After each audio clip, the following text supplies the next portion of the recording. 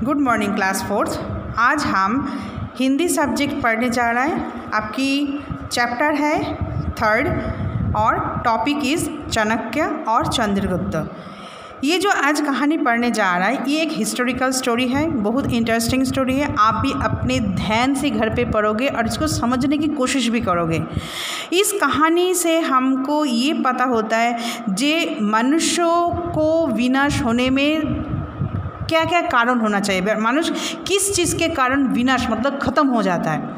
देखो ये जो कहानी है ना, इसके अंदर से हमको ये मैसेज दिया गया है जिसके मनुष्य हो या बालक हो, मतलब बड़ा हो या छोटा हो, जिसके अंदर अत्याचार, अन्याय, अहंकार जो चीज़ ये होता है ना, वो विनाश का एकदम सीमा तक पहुंच जाता है, मतलब वो ख़त्म हो जाता है। मतलब क्या बोलो, मतलब जिनके अंदर कोई अच्छाई का कोई गुण ही नहीं होता, किसी के बारे में अच्छा नहीं सोच सकते, किसी के बारे में अच्छा कर नहीं सकते, जिसके अंदर ये होता है ना वो विनाश हो जाता है। ठीक है, तो ये एक बहुत इंटरेस्टिंग स्टोरी है और आप भी अच्छे से घर पे लर्न करोगे, आपको अच्छा लगेगा, I hope so let's start.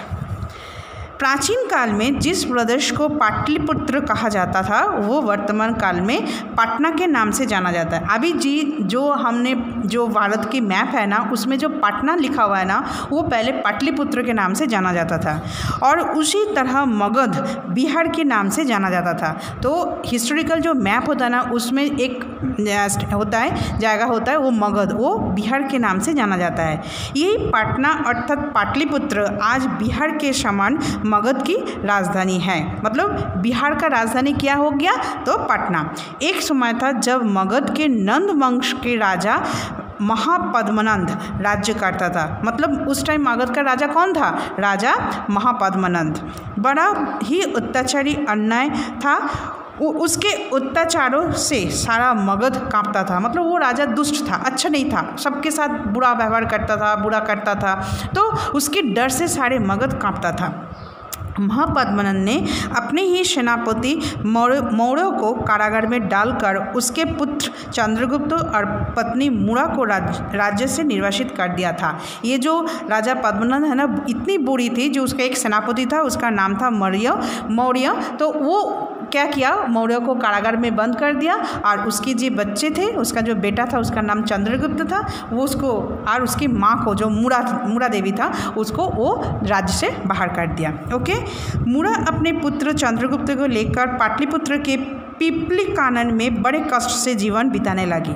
ठीक है, चंद्रगुप्त बचपन से महान व्यक्ति बनने का लक्षण था। चंद्रगुप्त कौन था? चंद्रगुप्त कौन था? वो जो सेनापति था ना, सेनापति मौर्य थे, उसके जो बेटा था वो उसका नाम था क्या? चंद्रगुप्त। वो बहुत विद्वान तो नहीं था, लेकिन उसके अंदर एक लक्ष्य था। सबके अंदर एक बड़ा होने के एक लक्ष्य होता ना, जो सब पूछते ना बड़ा होने के बाद क्या बनोगे, ये उनके अंदर था, एक एम था जो विद्वान बनना है।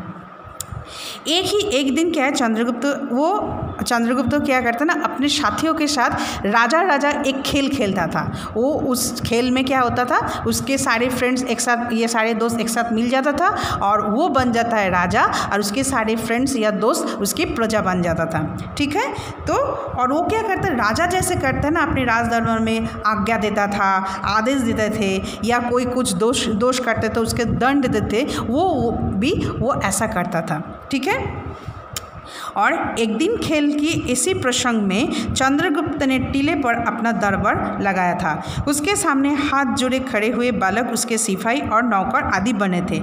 राजा का अभिनय करने वाला बालक रोब से अपना आदेश सुना रहा था। तो क्या हुआ, तो एक दिन ये चंद्रगुप्त जो बच्चा था, वो लड़का था, वो एक दिन टीला पर खेल रहा था और उसमें एक राज दरबार बनाया। उसके सारी जो दोस्त था वो उसके सामने हाथ जोड़ के उसके सेनापति या नौकर या उसका सिपाही बना हुआ था। तो उसके ऊपर वो एक दिन आदेश या रॉब से अपना आदेश दे रहा था। तो उसी समय वहाँ से एक ब्राह्मण जा रहा था। तो उस जो ब्राह्मण जा रहा उसका नाम था चाणक्य। चाणक्य क्या थे? चाणक्य कौन थी? चाणक्य तक्षशिला की आचार्य थे। मतलब तक्षशिला जो एक विश्वविद्यालय है उसका वो क्या था? आचार्य, मतलब वहाँ का वो पंडित थे। ओके, अभी चाणक्य वहाँ पे खड़े खड़े वो सारे बच्चों का खेल देखने लगा, उसको बस मज़ा भी आ रहा था और वो अंदर एक देख रहा था, मतलब उसका टाइम भी पास हो रहा था, उसको अच्छा भी देखना लग रहा था।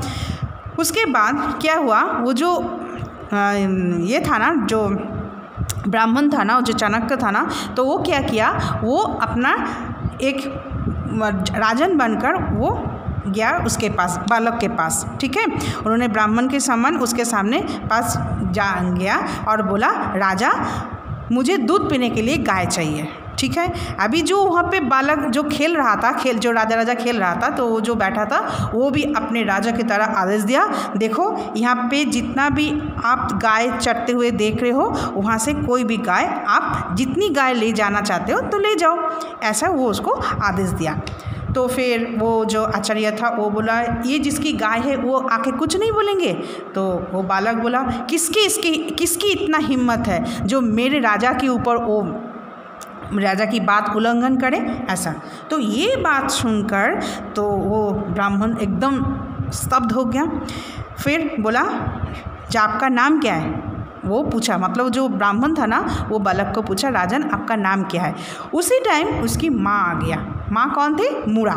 तो वो बालक का जो माँ था, माँ आ गया और फिर ब्राह्मण के सामने हाथ जोड़ के बोला, जे ब्राह्मण जी मुझे माफ़ कर दीजिए, ये बालक बहुत ही दुष्ट है, धृष्ट है, उसकी बातों में आप बुरा मत मानिए। तो वो जो ब्राह्मण तो वो बोला, नहीं बुरा मानने की बात नहीं है, ये कौन है, आप लोग कौन हो? तो वो मूड़ा देवी अपना परिचय देने लगा। जे बोला, जे मेरा जो पति है मौर्य, वो नंद राजा, जो पद्मनंद थे राजा, वो उनको कारागार में बंद करके रखा और फिर हम लोगों को राज्य से निर्वासित कर दिया। तो फिर चाणक्य बोला, ठीक है, कोई बात नहीं, चिंता होने की कोई बात नहीं है, आप क्या करो, आप जाओ नंद राजा के पास जाओ, जाके बोलो मेरा बेटा जो है चंद्रगुप्त तक्षशिला जो विश्वविद्यालय उसमें पढ़ना चाहते हैं। तो फिर ये सुनकर मूड़ा देवी तो थोड़ा सा डर गया, बोला जे हम उसमें जाएंगे और जब उनको पता चलेगा जे हम मौर्य की बेटा है और मैं उसका बीवी हूँ, तो हम लोगों को बंद कर देंगे, तो फिर क्या होगा? तो चाणक्य बोला, कोई चिंता करने की बात नहीं है, आप जाओ, आप जाके बोलो, पढ़ने की व्यवस्था हो जाएगा। आज जो तक्षशिला है ना विश्वविद्यालय, ये बहुत बड़ा विश्वविद्यालय था, बहुत देश विदेश से बहुत सारा स्टूडेंट्स पढ़ने के लिए वहाँ पे आते थे। ठीक है, तो फिर क्या हुआ, तो एक दिन गया बालक और माँ एक साथ तैयार होके वो गया उस राजदरबार मगध में। ठीक है, तो एक दिन क्या हुआ तो ये बात चाणक्य और मूड़ा देवी को बोल के चला गया। फिर एक दिन वो गया राजदरबार में, नंद की राजदरबार में माँ और बेटा ने गया। उस टाइम राजदरबार में एक विचार चल रहा था। वहाँ पे क्या एक चीज़ हो रहा था। क्या हो रहा था? राजदरबार में एक पिंजरे लेके आया था कोई, एक पिंजरा था, पिंजरे के अंदर एक शेर था और बोला गया शेर को मतलब पिंजरे की बिना खोले हुए शेर को हम कैसे बाहर निकाल सकते हैं, ये वहाँ पे था। वो क्या था? पिंजरे लोहे का था, उस पिंजरे के अंदर एक शेर था और उसमें क्या बोल रहे थे, जे इस शेर को बाहर निकालना है लेकिन पिंजरे की दरवाज़ा नहीं खोलना है। सब राजदरबार के सारे लोग सब चिंतित हो गए, ये कैसे हो सकता, पिंजरे की दरवाज़ा भी नहीं खोले और शेर को भी बाहर निकालना है, कैसे? सारे लोग ये सोच में डूबे हुए, कैसे निकाला, कैसे निकाला। तो उसी टाइम ये जो बेटा, जो बालक था चंद्रगुप्त, वहाँ पे वो माँ के साथ आके एक कोने में खड़ा हो गए थे, ये सारी चीज़ वो देख रहा था। तो उसी टाइम चंद्रगुप्त वो अच्छा से वो देख रहा था पिंजरे को। फिर वो सामने आया, आके बोला राजा को, जे आपकी इजाज़त हो तो मैं इसका सॉल्यूशन या मैं इसका समाधान कर सकते हैं। तो सारे दरबार के लोग हंसने लगा, राजा भी चकित हो गया, जी इतना छोटा बच्चा क्या करेगा, कैसे होगा। तो बोला ठीक है, लेकिन बोला ये कौन है? तो सेनापति से पूछा नंद राजा ने, जी ये कौन है? तब सेनापति ने बोला ये जो कारागार में बंद है मौर्य, उसकी बेटा है और वो उसकी मामी है। तो राजा सुन के तो और गुस्सा हो गया, जी अच्छा ये इसकी बेटा है, तो ठीक है, आप इसकी समाधान नहीं कर सकते हो तो आपको उस पिंजरे में हम डाल देंगे। ये राजा से गुस्सा से बोल दिया। तो बालक के माँ जो मूड़ा देवी थे वो तो बहुत ज़्यादा डर गया था, क्या होगा। तो लेकिन बालक का कोई डर नहीं था, एकदम निर्भीक था। तो वो एकदम पिंजरा के सामने गया, अच्छा से वो शेर को देखने लगा और देखने के बाद ये सोचने लगा, जी ये शेर ऐसा चीज़ों से बना हुआ है जिसको हम बिना पिंजरे की दरवाज़ा खुले बाहर निकाल सकते हैं। तो फिर ये सोचने लगा, फिर वो क्या किया, वो पिंजरे के चारों तरफ आग लगा दिया, चारों तरफ बहुत तेज़ ज़ोर ज़ोर से तेज़ से आग जलने लगा।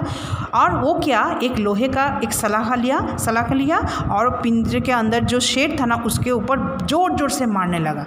वो क्या था, वो जो शेर था ना लाख से बना हुआ था, और लाख क्या है ना, आग की जो ताप होता है ना, हीट से वो गलने लगता है, पिघलने लगता है। तो चारों तरफ पिंजरे के तो चारों तरफ वो आग लगा दिया, और वो जो लाख का बना हुआ जो पिंजरा था, वो जो शेर था ना, वो धीरे धीरे पिघलने लगा। जब पूरा पिघल गया तो पिघल के पूरा पिंजरे से बाहर आ गया।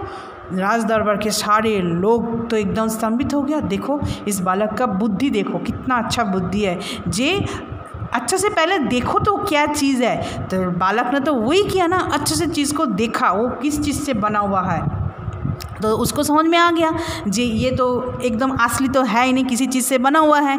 तो उसको समझ में आ गया किस चीज़ से बना हुआ, तो इसलिए वो चारों तरफ आग लगा दिया, और वो लाख का बना हुआ था तो आग की हीट से वो तो पिघलने लगा और वो बाहर आने लगा।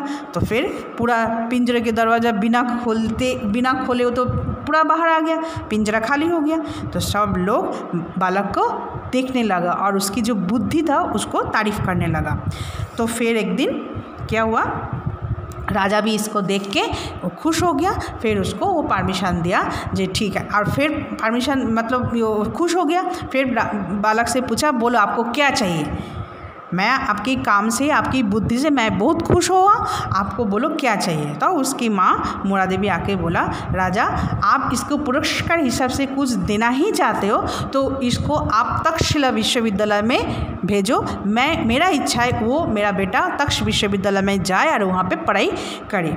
बोले ठीक है कोई बात नहीं, हम इसको पुरस्कार के हिसाब से मैं इसको तक्षशिला में भेजने की व्यवस्था करते हैं। ओके, तो फिर वो चला गया तक्ष विश्वविद्यालय में, और वहाँ पे कौन था, पंडित कौन था, मतलब जो वहाँ पे पढ़ाने वाला कौन था, ये जो ब्राह्मण आए थे ना, जो खेल रहा था बालक, वो जो चाणक्य वो था। फिर चाणक्य के पास जाके अच्छा से सब कुछ सीखने लगा, निपुण से एकदम सब कुछ, राजनीति शास्त्र से बहुत सुंदर और निपुण हो गया।